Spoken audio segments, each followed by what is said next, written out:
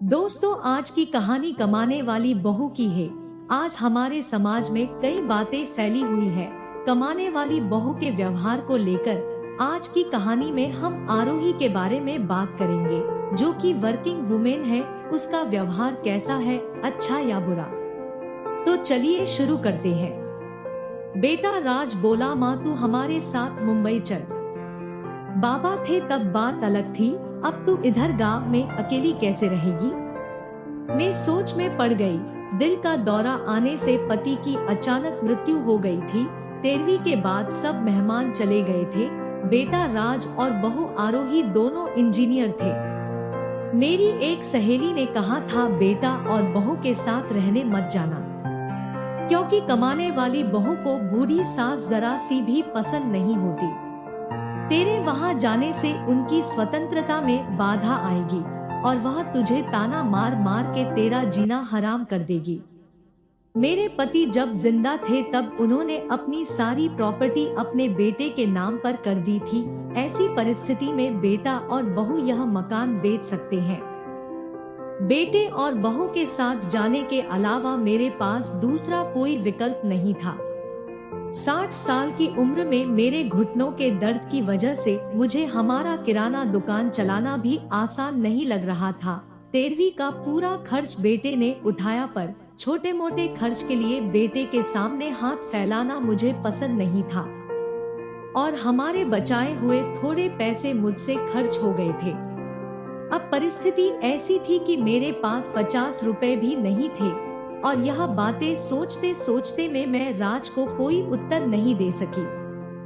इतने में आरोही बोली, माँ मुझे बताओ कि कौन सी साड़ी रखनी है, मैं आपकी बैग पैक कर रही हूँ। जब आरोही ने ऐसा कहा तब मैं उसे कुछ कह नहीं पाई, चुप रहकर उनके साथ मुंबई चली आई। राज और आरोही यह दोनों मेरा ख्याल बहुत अच्छे से रखते थे। हम सब साथ बैठकर खाना खाते थे।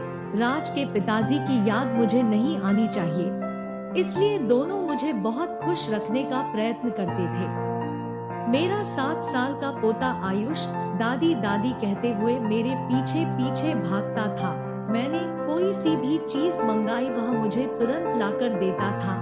ये सब देखकर मेरे मन को बहुत शांति मिलती थी। मैं सोचने लगी कि लोग बेवजह ही आजकल के लड़के और लड़कियों को बदनाम करते हैं और कहते हैं कि बूढ़े माँ बाप का सम्मान नहीं करते, उनकी देखभाल नहीं करते। खासकर बहू कमाने वाली होगी तो वो सास को कुछ नहीं समझती। लेकिन मैंने महसूस किया कि ये बातें फालतू की बातें थी। हर उंगली की तरह हर बहू एक जैसी नहीं होती। आज सबने बाहर घूमने का प्लान बनाया था। हम सब मॉल में गए। उधर घूमते घूमते राज और आरोही एक दुकान में कुछ खरीदने के लिए रुके। मैं और आयुष थोड़ा आगे गया। आइसक्रीम की दुकान देखते ही आयुष बोला, दादी मुझे आइसक्रीम खानी है। मेरे ऊपर जैसे बिजली ही गिरी गई, क्योंकि मेरे पास तो पैसे ही नहीं थे।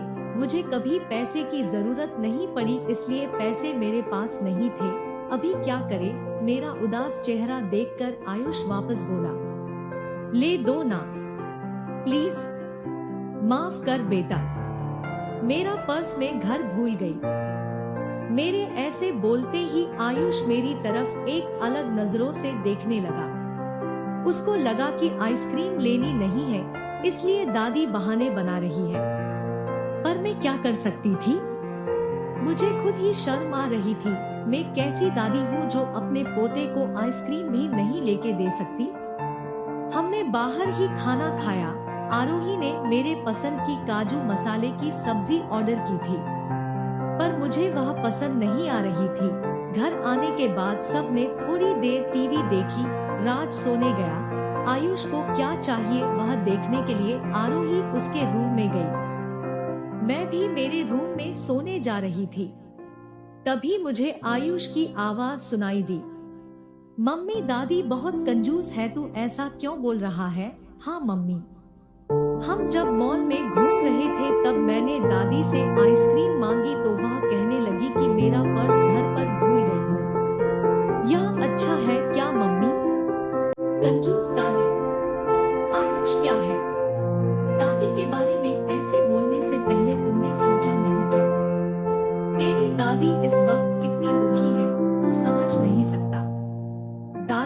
दादाजी गांव साथ रहते थे। तभी अचानक दादाजी हम सबको हमेशा के लिए छोड़कर चले गए।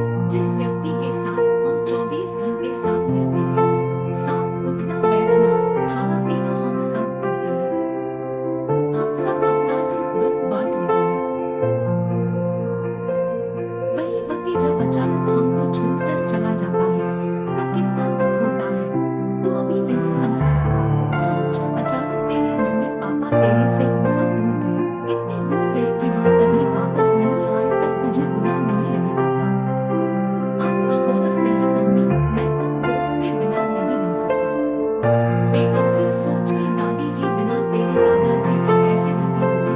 ऐसी परिस्थिति में वह अपना पर्स ही भूल गई होगी। तूने उनको कंजूस कहा, उनका प्यार तुझे नहीं दिखा क्या? जब भी तुझे स्कूल से आने में 5 या 10 मिनट भी लेट हो जाता है, तब वह बालकनी में खड़ी रहकर तेरी राह देखती है। उनके घुटने दर्द करते हैं, तभी भी। बेटा, किसी के बारे में अपनी राय बनाने से पहले उस व्यक्ति की नजर से सोचना चाहिए। यह बातें सुनकर मुझे मेरी बहू पर बहुत अभिमान हुआ। उसकी जगह में रहती तो कदापि मैं मेरे लड़के को इतने अच्छे से समझा नहीं पाती। दूसरे दिन सुबह राज ऑफिस गया और आयुष स्कूल आरोही ऑफिस में जाते जाते मेरे हाथ में कुछ पैसे देने लगी। ये क्या है बेटा? मुझे पैसों की क्या जरूरत है? मैं बोली। माँ, किसको कब पैसों की जरूरत पड़ जाए कह नहीं सकते। आप मंदिर जाते हो, कभी दान पेटी में डालो। कभी आयुष कोई चीज के लिए जिद की तो आप उसे वह चीज ले देना। माँ, जब यही पैसे राज ने आपको दिए होते तो आपने मना किया होता क्या? नहीं ना। आपकी बहू भी कमाती है तो आप अपनी बहू से पैसे क्यों नहीं ले सकती? आरोही का कहना सुन के मेरी आंखों से आंसू आने लगे। जो मेरे बेटा नहीं समझ सका वह मेरी बहू ने समझा। मेरी बहू जैसी बहू सबको मिले। मैंने भगवान से प्रार्थना की ऐसी बहू मुझे हर जन्म मिले। लोग बिना कारण ही कुछ कमाने वाली बहुओं का व्यवहार देखकर सब कमाने वाली बहुओं को दोष देने लगते हैं। कुछ बहुएं आरोही जैसी समझदार, सुलझी और बड़ों का आदर करने वाली होती है। इसलिए हर किसी को एक नजर से नहीं देखना चाहिए।